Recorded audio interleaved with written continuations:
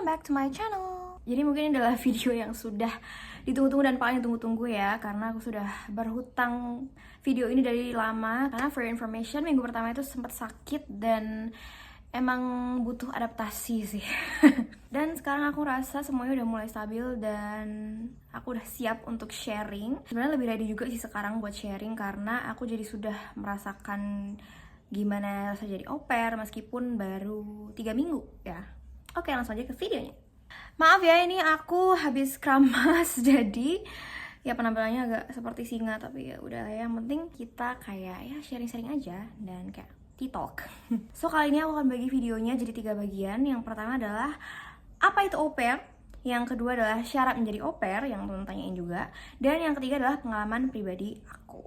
Part pertama, apa itu au pair? Jadi au pair itu sebenarnya adalah program pertukaran budaya. Kalian bisa Google ya kalau kalian mau penjelasan yang lebih teoritisnya, tapi basically itu adalah program pertukaran budaya dimana kita akan tinggal di rumah keluarga orang Jerman, in my case ya, dan kita nanti akan bantuin ngurusin anak dari Gast Family namanya ya sebutannya. Sebagai timbal baliknya, kita dikasih akomodasi kayak tempat tinggal, makanan, dan kita juga akan dikasih les bahasa dan tiket transportasi dan segala macamnya ya.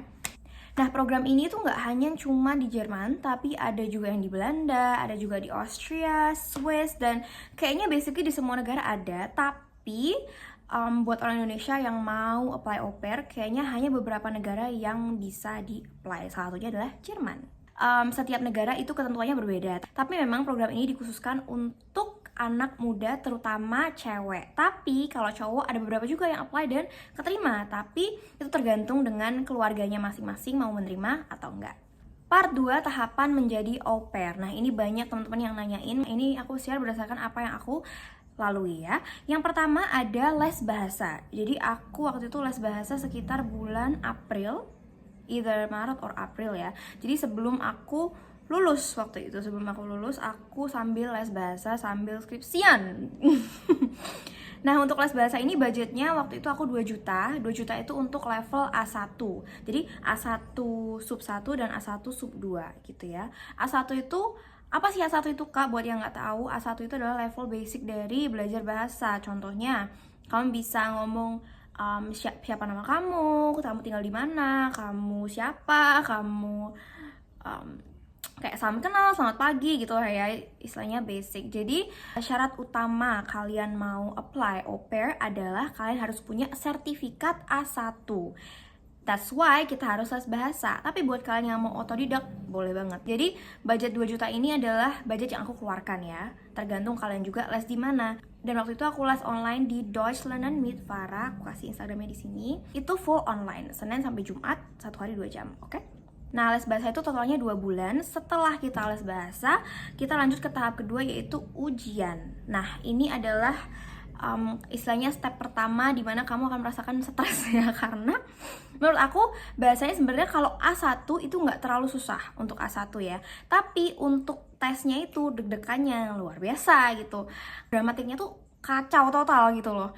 Nah, that's why kalian harus siapin banget ya untuk ujian ini supaya kalian nggak ngulang, jadi sekali langsung lulus. Setahu aku minimal skor lulusnya itu 75, tapi correct me if I'm wrong ya, either 70 atau 75. Kalian bisa langsung cek di websitenya Goethe Institut. Ini adalah institusi yang akan menguji kita, yang akan kasih kita sertifikat yang bisa kita pakai untuk apply au pair atau Ausbildung atau kuliah di Jerman. Nah, untuk ujian sendiri ini aku lupa banget berapa, tapi kalian bisa cek di Goethe Institut.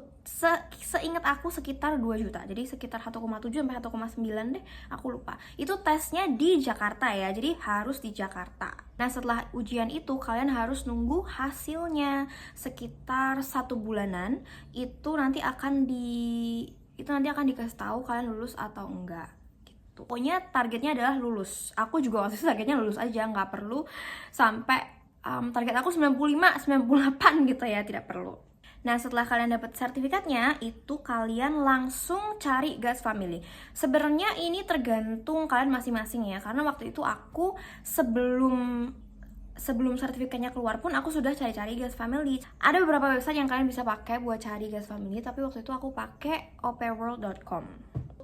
cari guest family ini, pertama kalian harus bikin profile dulu di websitenya aupairworld.com, dan kalian itu isi data diri. Jadi kayak siapa kamu, terus kamu harus punya pengalaman sama anak-anak. Waktu itu aku punya pengalaman untuk ngajar bahasa Inggris ke anak-anak. Tapi kalian bisa juga kalau misalnya emang kalian nggak punya pengalaman, diada-adain. Jadi misalnya kalian pernah ngasuh ponakan lah, atau ngasuh anaknya siapa kek gitu ya teman-teman ya.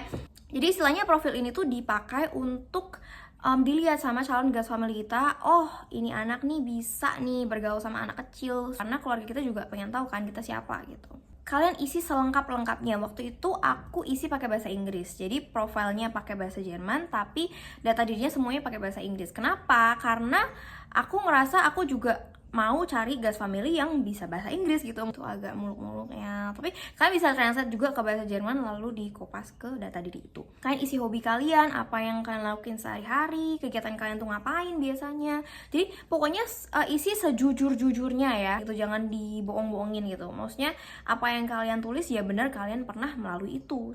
Terus kalian bisa tambahin foto-foto kalian, terutama foto sama anak kecil ya. Setelah kalian buat profile, nanti kalian langsung bisa scroll mana sih guest family yang lebih cocok buat kalian. Dan kalian harus cari sedetail-detailnya.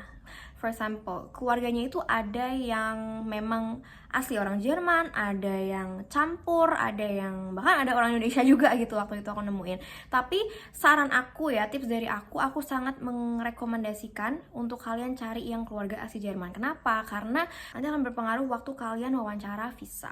Setelah itu kalian bisa bikin intro, for example, nama saya, umur saya dari mana, saya suka apa. Waktu itu aku kasih 2 paragraf deh, kayak singkat cerita tentang aku, tentang siapa aku gitu, untuk dikirim ke beberapa guest family yang kalian tuh tertarik sama mereka. Karena kalian juga bisa tuh lihat profilnya mereka, dan kalian lihat apakah GF ini cocok untuk kalian atau enggak gitu.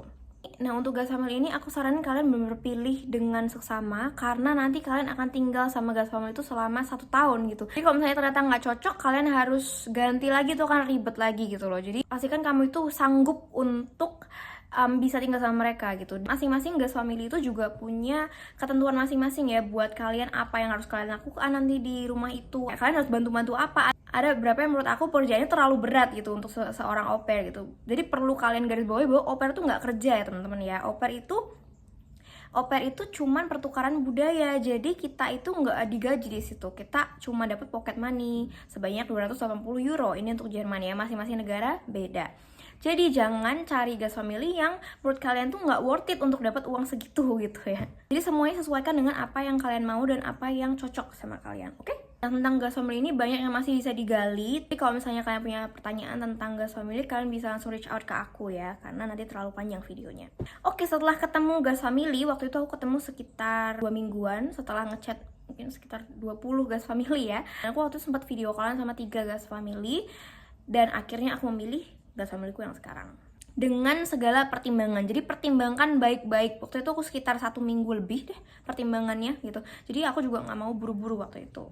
Oke? Setelah ketemu guest family, kalian langsung siapin dokumen. Nah nih teman-teman ya, ini akan bikin kalian stres, sangat-sangat bringing your mental down. Dokumen itu sangat-sangat penting dan sangat-sangat kontroversial gitu. Buat teman-teman yang mungkin sekarang masih ada di tahap ini, semangat ya. Aku tahu banget pengorbanan kalian, aku tahu banget kesetresan kalian setiap hari, overthinking setiap hari, karena aku juga mengalami itu gitu ya. Dokumen itu penting banget karena dokumen ini untuk pengajuan visa, dan visa itu adalah golden card-nya. Kalau kalian nggak ada visa, kalian nggak bisa berangkat gitu. Jadi semua perjuangan kalian dari les bahasa itu akan sia-sia kalau visa kalian itu nggak diterima gitu. Dan dokumennya disiapin dari kalian dan juga dari guest family. Buat list dokumennya aku akan sebutin di sini karena itu banyak banget, kayak mungkin sekitar 13 atau 15 dokumen ya. Kalian bisa langsung cek Merkbladnya di website kedutaan, oke? Itu adalah dokumen yang diperlukan. Jadi sangat-sangat banyak. Untuk nyiapin itu semua tuh butuh waktu, butuh tenaga, dan butuh uang gitu. Itu kenapa budgetnya bisa jadi melebar, itu karena persiapan dokumen ini gitu istilahnya. Dan buat kalian yang nggak tahu, kedutaan itu suka ganti-ganti peraturan, bisa sewaktu-waktu diganti gitu. Contohnya waktu itu sebelum aku apply visa itu nggak butuh apostil akte, tapi tiba-tiba kayak beberapa minggu mendekati aku termin, itu ditambahkan aturan baru itu untuk juga membawakan apostil akte Nah, setelah semua dokumen kalian itu siap, termasuk yang dari gas family kalian, itu kalian apply termin. Itu adalah teorinya ya. Tapi untuk sekarang, karena banyak banget orang yang mau apply program ini, karena program ini tuh booming ya teman-teman ya. Jadi untuk kalian dapet tanggal termin atau appointment di kedutaan itu akan memakan waktu yang sangat lama, bahkan 3 bulan, 4 bulan, mungkin lebih gitu. Waktu itu aku dapet tanggal termin itu 1-2 bulan setelah aku apply. Jadi gini, buat kalian yang nggak tahu, kalau kalian apply termin, itu istilahnya kalian tuh minta tanggal interview ke kedutaan Jerman. Nah, untuk menunggu tanggal itu dikirimkan, itu akan sangat lama dan sangat memakan waktu, gitu ya. Info terbaru dari teman aku yang apply visa Ausbildung itu dia di email awal Desember kemarin dan dapet tanggal terminnya itu di bulan Maret tahun depan.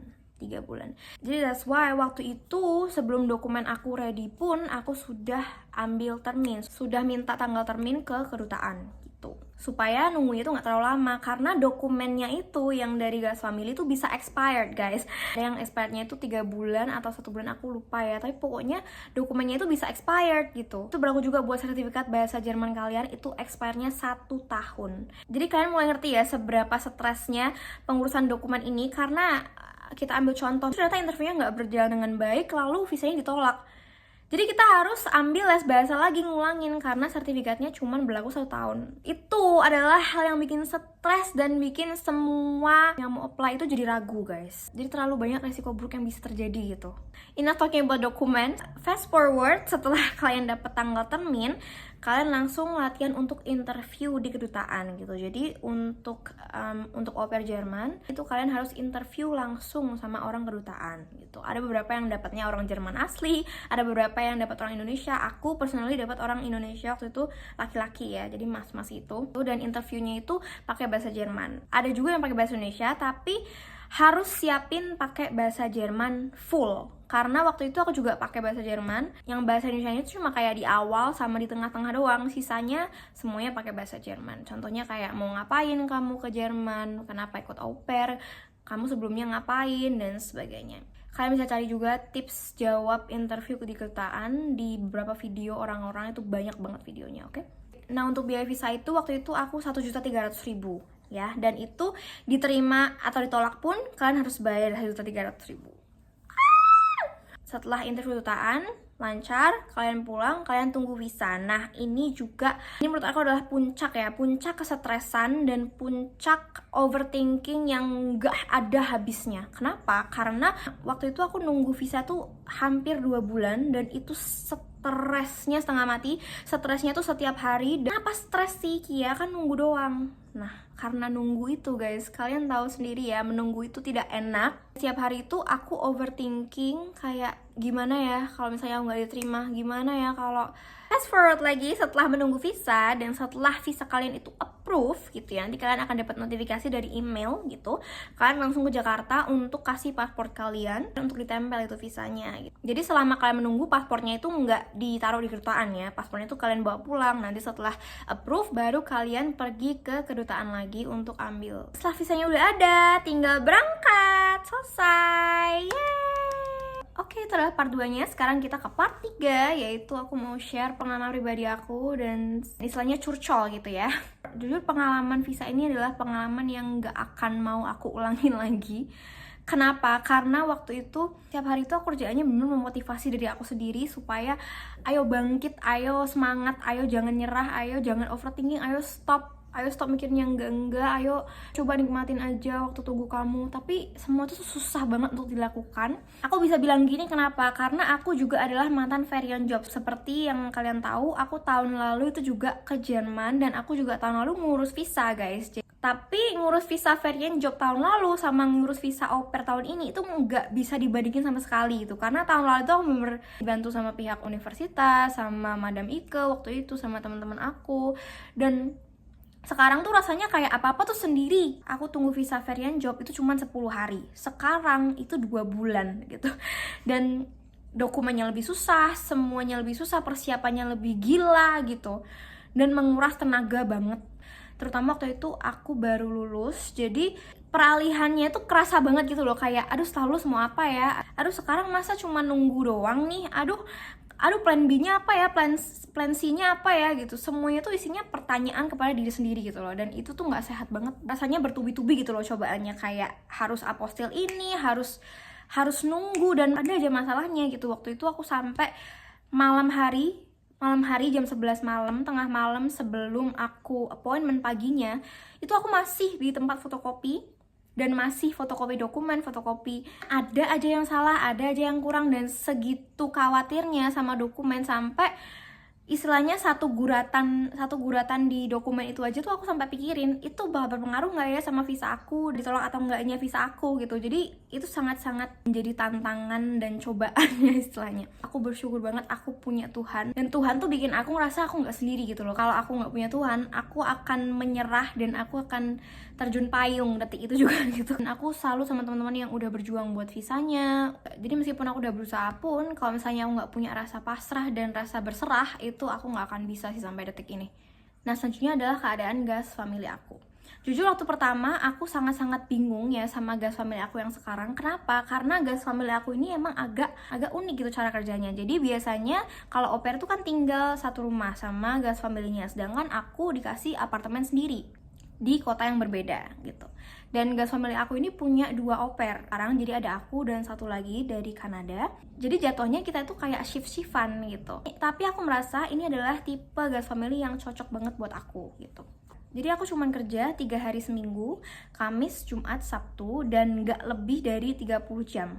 Bahkan mungkin cuma 21 jam gitu. Waktu minggu pertama aku sampai di sini, aku sempat merasakan stres juga, dan aku sempat merasakan bukan kangen rumah ya, bukan kangen Indonesia ya, tapi karena aku itu anaknya punya banyak temen dan tiba-tiba di sini nggak punya temen, itu saat dimana aku merasa kesepian banget.